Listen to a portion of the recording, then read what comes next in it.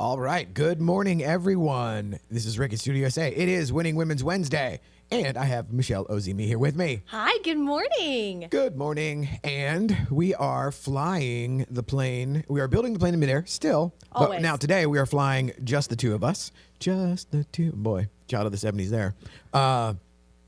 So how are you doing? I'm fantastic. Right on. Doing great. Got to see the solar eclipse. That was cool. Yeah. It was cool. That was kind of cool. And Yeah. my business partner and landlord, Daniel, he put this party patio on their headquarters over there. So it just Nice. worked out perfectly that we were up on the second floor. There was no obstructions, nothing. And I was not prepared for it to be dark in the middle of the day. Yeah. Yeah. It was one of those things like I was like, okay, I'm going to check it out. It'll be cool. I was definitely impacted by it more than I thought I would be. I'm glad I Same. took the time. It was really cool. Same. Really And fun. unfortunately, nobody posted about it on social media. Not at all. So Not at all. I don't really know anybody else's experience with what happened. Oh my Lord. So we are just a two-person booth today. So we can have shenanigans. Yes, we can. It's We gonna be are fun. totally Watch out. ungoverned. Yes, Ungoverned. we are ungoverned. And I also am having trouble with. I'm not sure what happened to the Oracle as far as where our previous topics went to. So hopefully it won't double dip us That's today. all right. But let's give this a whack here. What do we got?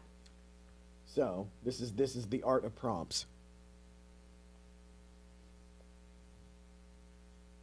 Give us a topic for a female-centric business podcast focusing on mindset and motivation, hosted by an idiot man. Period. Provide us with a quote from a famous person and a Ooh. topic. I like the quote.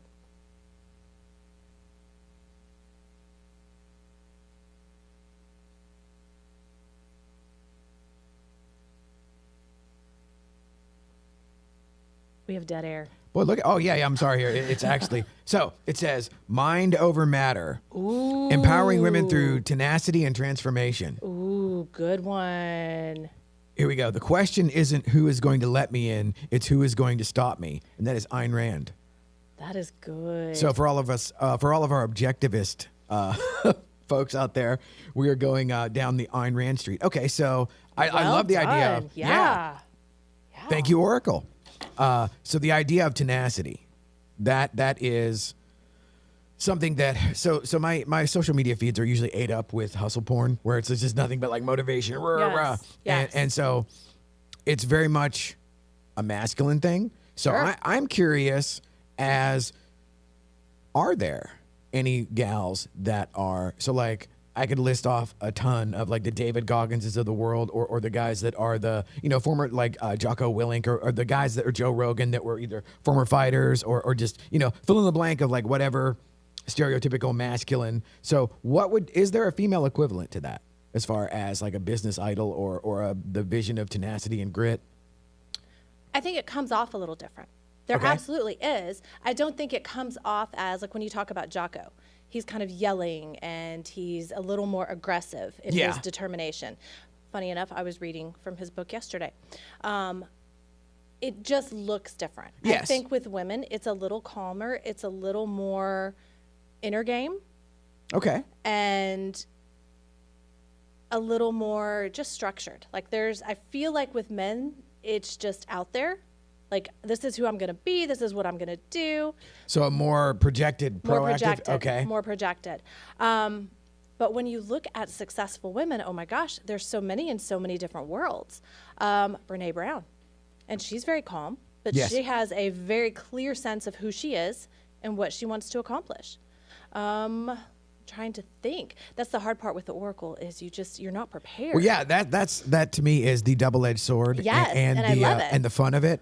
And so, like again, like what you're saying about like the Jockos and those guys of the world, where it's very much they come from like Navy SEALs, Yeah. or where they come from a background where you are literally imprinted Yeah. with that formula, and they tell you what to do. So I'm assuming and somewhat guessing that the female experience is not that. Where No. Now, when you look at the Jockos of the world, so you start leaning more towards the athlete and that sort of thing. Look at, is it Caitlin Carter, that just accomplished Oh, yeah, so much in basketball? She's absolutely yeah, tenacious. Yes. Absolutely tenacious.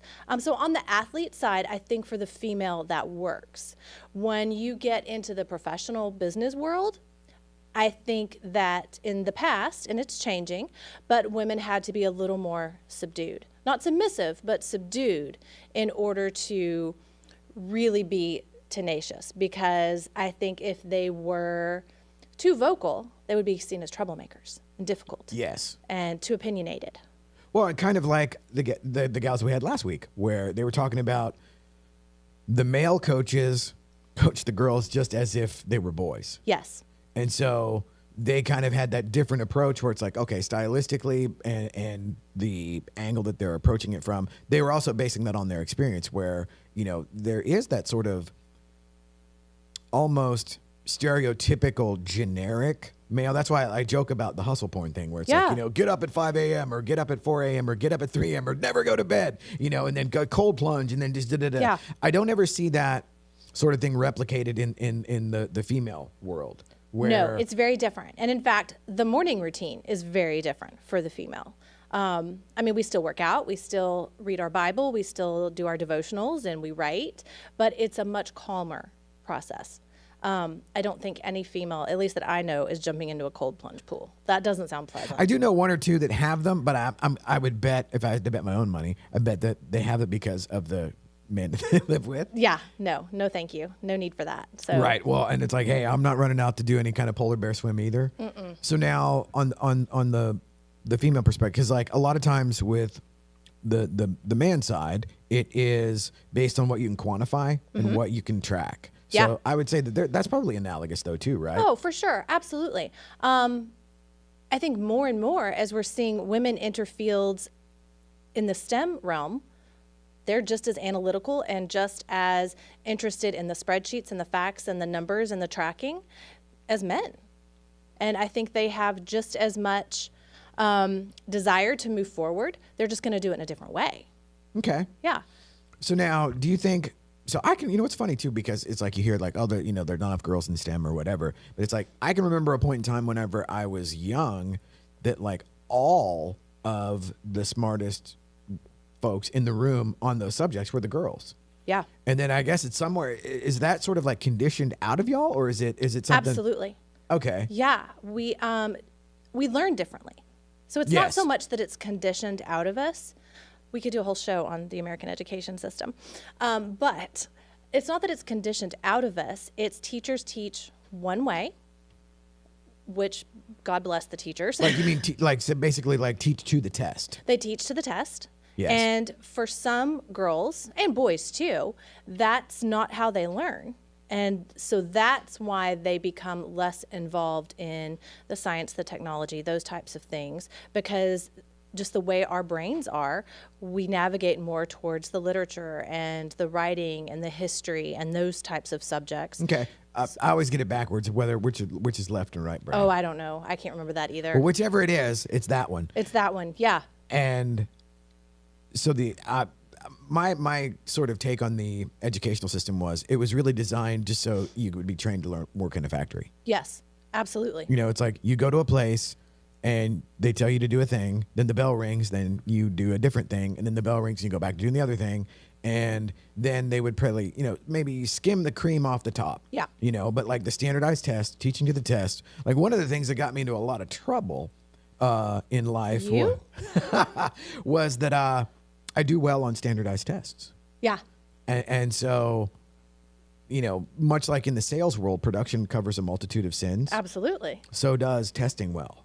And so I was left alone a lot or left to my own devices because for the outward, appearance, I'm at the top of everything, like gifted and talented and all that ridiculousness.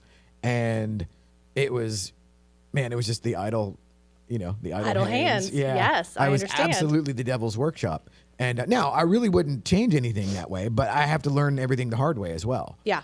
So it's like, I think now, like the guys that work for me, they're all in their 20s, and it's like, wow, if I was that together and that sort of like dedicated and nose to the grindstone or whatever, I'd be like the governor of California or the governor of Texas or something, not the governor of California. Maybe not California. That would require me to be in California, which True. I won't. But the idea of teaching to the test, whether it be boy or girl, that just sort of leads to like this formulaic approach to everything. And then I've known folks that, myself included, whenever I suddenly realized like, oh, life is nothing like the standardized test. No. Then what? So now from yours, so like with us in on the guy side of the equation, it's just like you basically just, you get your ass kicked. And then how do you handle that? You know? And so a big part of even now the guys that would work for me or the guys that I would sponsor or what have you, it becomes this thing of, you know, the Mike Tyson quote, everybody's got to play until they're punched in the face. Yeah. You know, and really it doesn't matter how you react. It just matters that you keep going. And that's where I feel like men and women are different, and women have to learn to overcome that. Men, they will have an experience and it goes poorly, and they are happy to learn from that experience and just keep going. There's no pouting, there's no thinking about it or analyzing it 100 different ways. They just keep going. How much of that do you think is nature and nurture? Because I've known some soft ass guys that were like, and I was sure in hindsight now I would look back and say that was just anxiety or that was just imposter syndrome or whatever, but it manifested as like, you know, they got punched in the face and then it was like, oh, I suck. I can't, you know, then that fear kicks in or whatever. Now they're afraid to get punched again, which that's a reasonable, you know, human reaction or whatever. However, there's fists flying always. In business, absolutely. In business. And I think it's nature, the ones who can move forward. Like, I think it's innate in them and they're ready. I think women have that less. And in fact, in my coaching, one of the things that I teach women is plan your failure. Like, set a fail goal. You know, we do a lot of, as realtors, as salespeople, we do cold calling. We do all types of things in any sales business. You have things you have to do where you're getting rejected. Yes. So set a goal.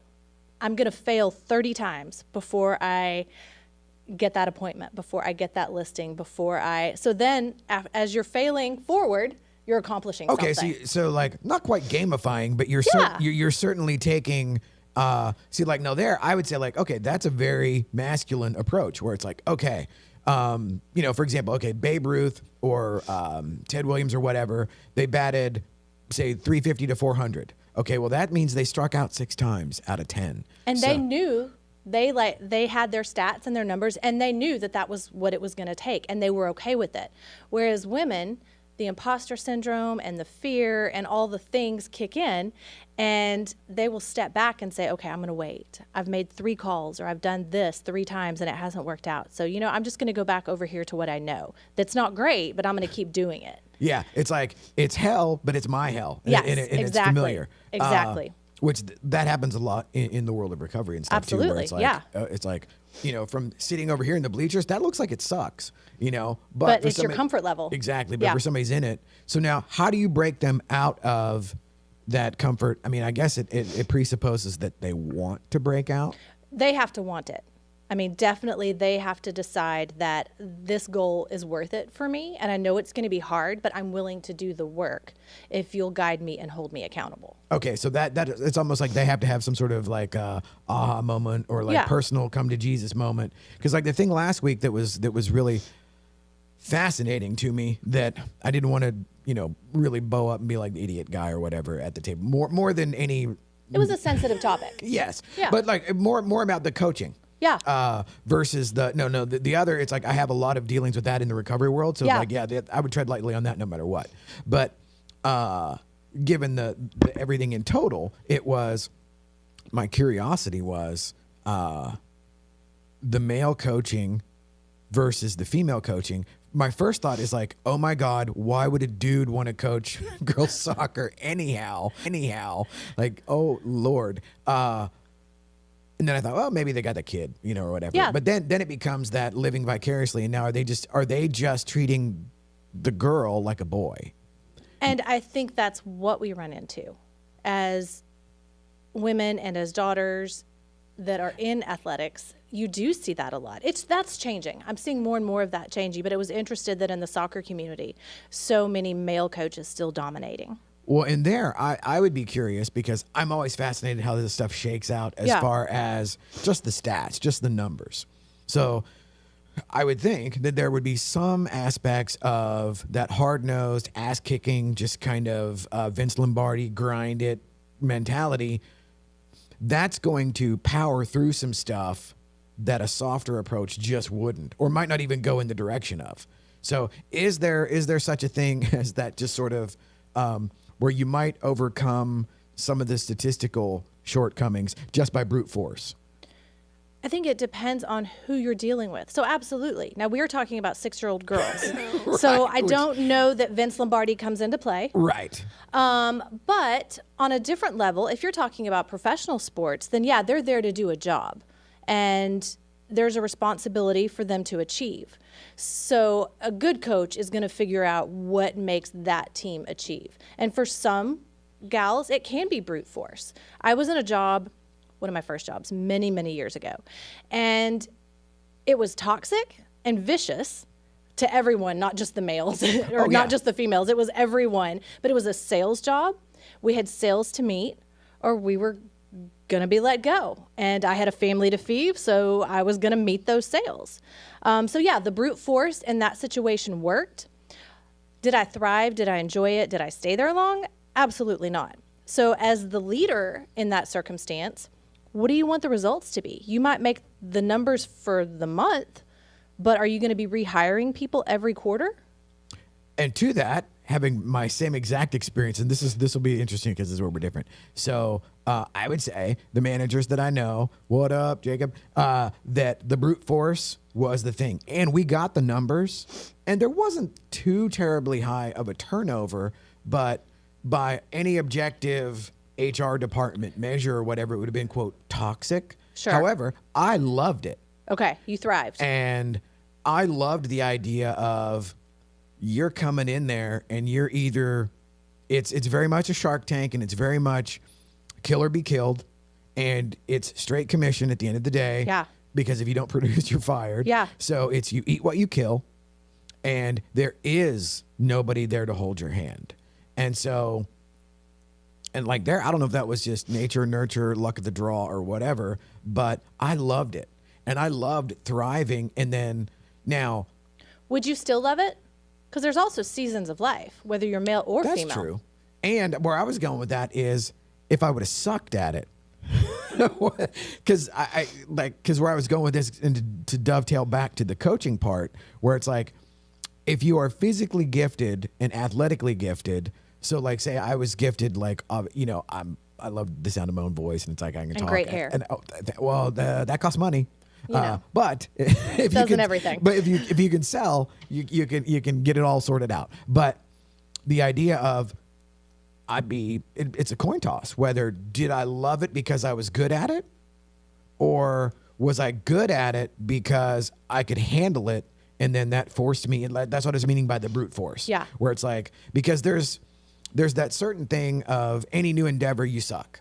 For sure. The first time you hit the piano keys, or the first time I picked up a guitar or whatever, I was just god awful. And I'm slightly less god awful now. Right. But there is that thing of, do you think that's part of like fighting through the part of the, when we were talking earlier about fighting through the obstacles or the, because it's like, there are certain things that you do that you just like them. And so that sort of overcomes any barrier that is from a skill deficit. Yes, because whether you're male or female, I think that if you are loving it, then you're going to take the time and the education and the accountability to get over that hump. Versus if you don't love it, but you got to do it, which is like I don't know, which is better, the brute force of the Lombardi style? Well, you may do it, but you're not going to stay. You're going to be looking for the next thing. And I think that's okay, because if you're not happy in what you're doing, you shouldn't stay miserable forever. True. So yeah, and there is something about the American work ethic at times where it's like just to be put upon. Yeah. And just to, like, oh, it works, whatever. Now, I'm at a place now where, yes, I do work 7 days a week, but it's like I love it. And it's like I have a toy box. Yeah. You know what I mean? And like we're literally sitting in my the extension of what would be a man cave or whatever. Oh, for you know? sure. It's amazing. Well, thank you. But there is that part of it that this is just an extension of my person. That's why now the refrigerator looks like a guitar amp and there's guitars over there. I decided to lean in to the ridiculousness of some of the aspects of my personality, and it's a lot more fun. Absolutely. And there's something about that. Do you think that came with age? That's certainly a factor.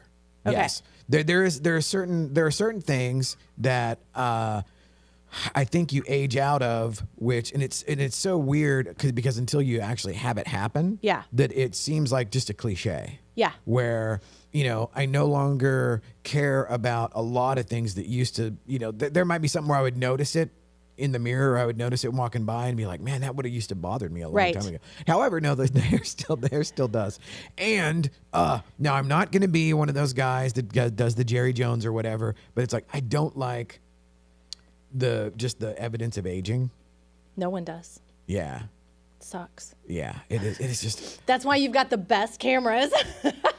yeah. And, like sooner or later, we're probably going to do like the old school Hollywood Vaseline on the lens or whatever, where we all look like Sybil Shepherd in Moonlighting. Oh, I love it. Moonlighting. Oh my goodness. How That's about a that? good one. How about that for a callback? Wow. The original rom-com Yes. of shows. And that's where Bruce Willis became a star. Yes. Love him. Yeah, and I actually really liked that show, which I'm not sure where my head was at back then.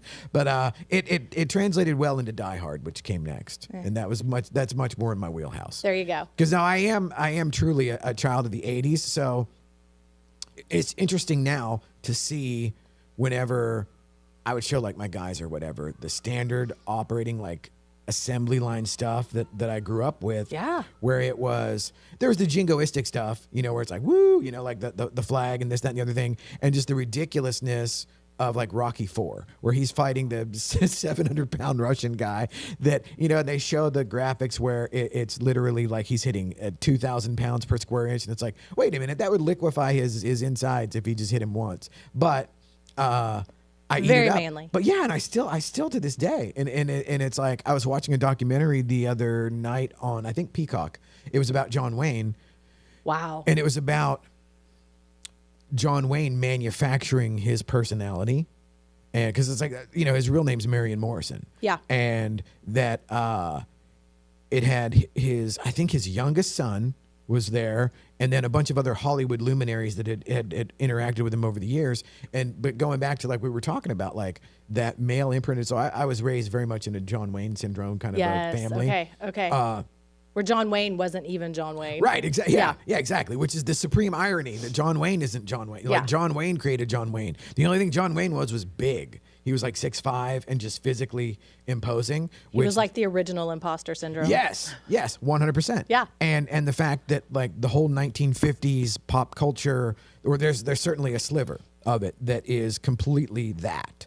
And For sure. completely manufactured. Back in the days too, whenever Hollywood was just all smoke and mirrors, Yes. and you never got past that. Versus now, where like every goofball that's on TV has an Instagram or whatever, and you can see right through it. And it's really disappointing now because it's like I do like that sort of illusion. Yes. It was magical. Yes, this is why I loved pro wrestling. Not that I ever thought it was real, but it was like I loved wrestling. You and The Rock. Yes. He's back. Yeah. So a friend of mine, I watched that. That's a whole nother situation. But like the John Wayne thing, they talked about where that imposter syndrome ate him alive and drove him to an alcoholic death over his life because he played these hard ass, badass guys in World War II or whatever, and he never went. They said that deep down he was afraid to go.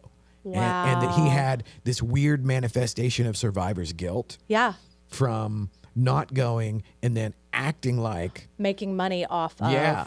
And interesting. Yeah. So like when his family came out and said all of that, so it's like the imposter syndrome. We come by it honestly. We do. Yeah. Yeah. We absolutely sure. come by it honestly. Yeah. And so now how does that work where do women have, so like where I'm going with this is it's very easy for me to see and sort of deconstruct like all the examples of my childhood where it was like, okay, it was the John Wayne thing where it's like you just stuff it and you act like nothing ever happened. So what is is there a female version of that? Oh, I think absolutely. You see all the happy homemakers on television, and I don't even think you have to see them on television. You see them in real life. Oh my goodness. I think the most challenging thing for me was back when one of the kids was in elementary school and there was a cupcake baking contest. And I'm like, oh, this will be so fun. Me and Gracie are going to bake cupcakes. And I'm not a baker. And this was like 3rd grade. And so we like really went after it. So we baked these cupcakes and I tried to decorate them. And we go to drop off our entry into the contest, and I don't know who they had. They must have all been friends with Martha Stewart because these cupcakes were absolutely insane. Showroom ready. Oh, unreal. And all I could think was, I don't even like baking. I've spent 2 days doing this just to make her happy because she likes to bake. Or back then she did. And it was so heartbreaking. And it was like, oh, I have to work and I have to do all these things. And I did. I just felt like such an imposter because here's all these beautiful baked goods and mine tasted good, I think. Maybe. So, okay. So now I'm curious so like we all know, or it's very easy to track, like whatever young dudes are looking at or into nowadays, that would represent like what represents status for men. So what is it that, cause like for men, it's, a car, a watch, a very, very much a material thing. So what would represent status for a female in 2024? I think it depends on the age and the season of life. So okay, yeah. So subtracting out the idea that you would age out of stuff. So now it's the bags and the purses, and and who the events you get invited to, those types of things. But I notice, and I'm kind of bad about this myself. So my daughter is in high school. So it's how smart is she? What school is she going to go to? What she got on her SAT, those types of things. Because we all want our kids to do great and we're living vicariously through them in one way or another. So it's that sort of thing. Okay, so that's, wow. So then now what is it for your daughter actually for her? So if it's the mom that is now, okay, like I understand that, the show pony aspect of the kid, where the kid is almost just an accessory. Yes. Where it's like, look what I made. Yes. I did this. Yeah. Finally, something worked. Like it's a crafts, like an arts and crafts for project. sure. Now, for the kid, what is status now? That is a great question. Would it be like maybe like social media followers or some sort of? I think they're coming out of that. Really? Like, I think in some ways, the generation. So my daughter's 17; she's a junior. Is that Gen Z still? I think so. Okay. I think that group is just kind of over it. Wow. Okay, so that gives hope for humanity right there. Yeah, absolutely, absolutely.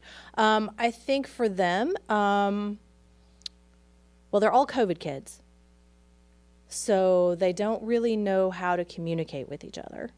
None of them want to drive. As if the pre-COVID kids were fair. good at it. Yeah. That's but fair. no, but I mean, like, I say that only half kidding because I still don't really know what I'm, Amen. But the idea of, I look back whenever, I was 17 we were just idiots. Oh, yeah. I wanted my car and I wanted to go to the parties and just not get caught. Yes. And I always did, but I see that now to dovetail back again, because I tested well on standardized tests and I was able to present well. As it wasn't until the 11th hour that there were any cracks in the paint or that the quarter panel was dented or whatever.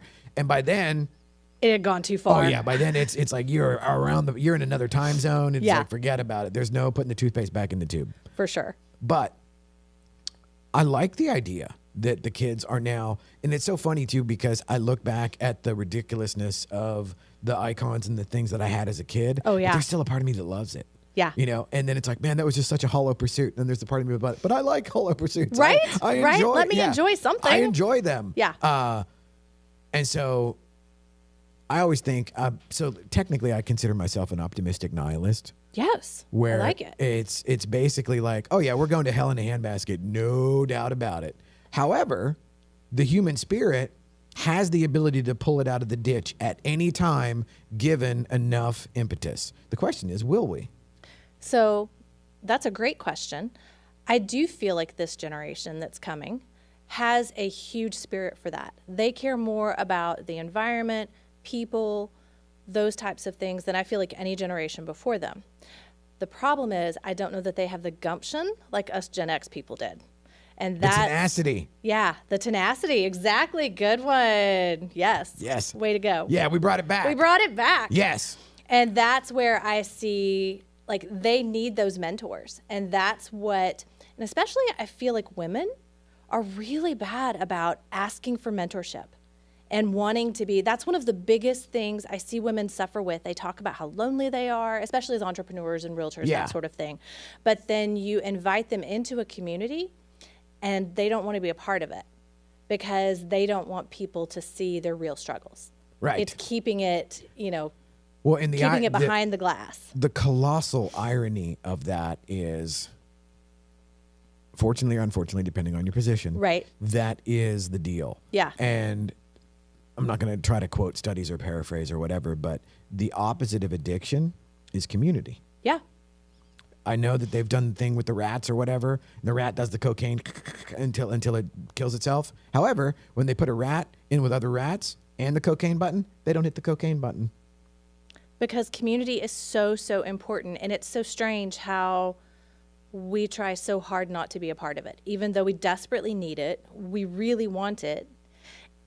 And by having that mentorship and that community, we can bridge all of our strengths together. And that's how we can really make an impact. Yes. And I do feel like as men, you guys do a better job of that, though I am seeing it less and less. And Well, again, it's the thing COVID. that worries me about that is I always preface any of my interactions with my guys or whatever, whenever it's just the guys. It's Yeah. like, okay, we're just the guys. And Which there's is just, great. There's just some stuff, you know, like wedgies or swirlies, or that it just is. Yes. You know, and the idea that you're going to like legislate that out of, that's a bad idea. Yeah. You know, and there's a certain male behavior. The joke is men insult each other and don't mean it.